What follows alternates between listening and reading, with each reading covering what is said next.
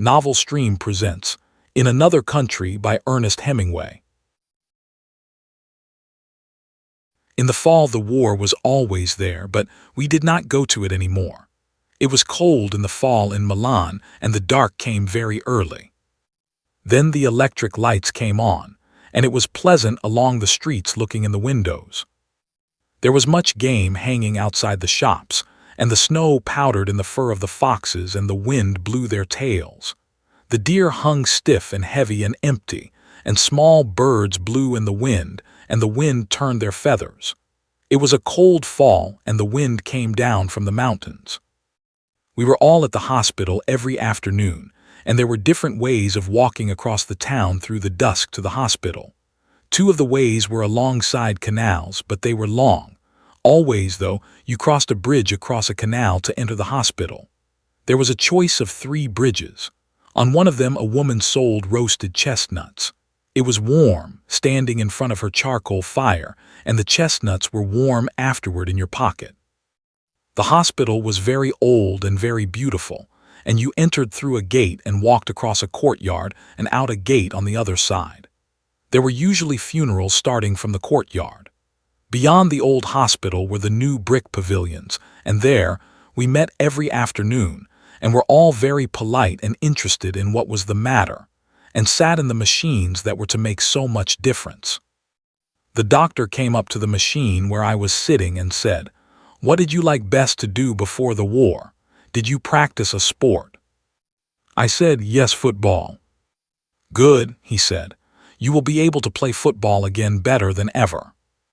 My knee did not bend, and the leg dropped straight from the knee to the ankle without a calf, and the machine was to bend the knee and make it move as in riding a tricycle. But it did not bend yet, and instead the machine lurched when it came to the bending part. The doctor said, "That will all pass. You are a fortunate young man. You will play football again like a champion." In the next machine was a major who had a little hand like a baby's. He winked at me when the doctor examined his hand, which was between 2 leather straps that bounced up and down and flapped the stiff fingers, and said, "And will I too play football, Captain Doctor?" He had been a very great fencer, and before the war the greatest fencer in Italy. The doctor went to his office in a back room and brought a photograph which showed a hand that had been withered almost as small as the major's, before it had taken a machine course, and after was a little larger.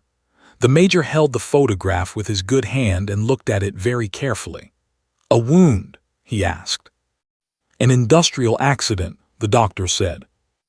Very interesting," the major said, and handed it back to the doctor. "You have confidence." "No," said the major. There were 3 boys who came each day who were about the same age I was. They were all 3 from Milan, and one of them was to be a lawyer, and one was to be a painter, and one had intended to be a soldier, and after we were finished with the machines, sometimes we walked back together to the Café Cova, which was next door to the Scala. We walked the short way through the communist quarter because we were 4 together. The people hated us because we were officers, and from a wine shop someone would call out, "Abbasso gli ufficiali," as we passed. Another boy who walked with us sometimes and made us 5 wore a black silk handkerchief across his face because he had no nose then, and his face was to be rebuilt. He had gone out to the front from the military academy and been wounded within an hour after he had gone into the front line for the first time. They rebuilt his face, but he came from a very old family and they could never get the nose exactly right. He went to South America and worked in a bank. But this was a long time ago, and then we did not any of us know how it was going to be afterward. We only knew then that there was always the war, but that we were not going to it anymore. We all had the same medals, except the boy with the black silk bandage across his face, and he had not been at the front long enough to get any medals. The tall boy with a very pale face who was to be a lawyer had been a lieutenant of Arditi, and had 3 medals of the sort we each had only one of. He had lived a very long time with death, and was a little detached. We were all a little detached, and there was nothing that held us together except that we met every afternoon at the hospital. Although, as we walked to the Cova through the tough part of town, walking in the dark, with light and singing coming out of the wine shops, and sometimes having to walk into the street when the men and women would crowd together on the sidewalk, so that we would have had to jostle them to get by. We felt held together by there being something that had happened that they, the people who disliked us, did not understand. We ourselves all understood the cova, where it was rich and warm and not too brightly lighted, and noisy and smoky at certain hours, and there were always girls at the tables and the illustrated papers on a rack on the wall. The girls at the cova were very patriotic, and I found that the most patriotic people in Italy were the cafe girls, and I believe they are still patriotic. The boys at first were very polite about my medals and asked me what I had done to get them. I showed them the papers, which were written in very beautiful language and full of fratellanza and abnegazione, but which really said, with the adjectives removed, that I had been given the medals because I was an American. After that, their manner changed a little toward me, although I was their friend against outsiders. I was a friend, but I was never really one of them after they had read the citations, because it had been different with them and they had done very different things to get their medals. I had been wounded, it was true, but we all knew that being wounded, after all, was really an accident. I was never ashamed of the ribbons, though, and sometimes, after the cocktail hour, I would imagine myself having done all the things they had done to get their medals. But walking home at night through the empty streets with the cold wind and all the shops closed, trying to keep near the street lights, I knew that I would never have done such things, and I was very much afraid to die, and often lay in bed at night by myself, afraid to die and wondering how I would be when I went back to the front again. The three with the medals were like hunting hawks, and I was not a hawk, although I might seem a hawk to those who had never hunted. They, the three, knew better, and so we drifted apart. But I stayed good friends with the boy who had been wounded his first day at the front, because he would never know now how he would have turned out, so he could never be accepted either, and I liked him because I thought perhaps he would not have turned out to be a hawk either. The major, who had been the great fencer, did not believe in bravery, and spent much time while we sat in the machines correcting my grammar. He had complimented me on how I spoke Italian, and we talked together very easily. One day I had said that Italian seemed such an easy language to me that I could not take a great interest in it. Everything was so easy to say. "Ah, yes," the major said. "Why, then, do you not take up the use of grammar?" So we took up the use of grammar, and soon Italian was such a difficult language that I was afraid to talk to him until I had the grammar straight in my mind. The major came very regularly to the hospital. I do not think he ever missed a day, although I am sure he did not believe in the machines. There was a time when none of us believed in the machines, and one day the major said it was all nonsense. The machines were new then, and it was we who were to prove them. It was an idiotic idea, he said, a theory like another.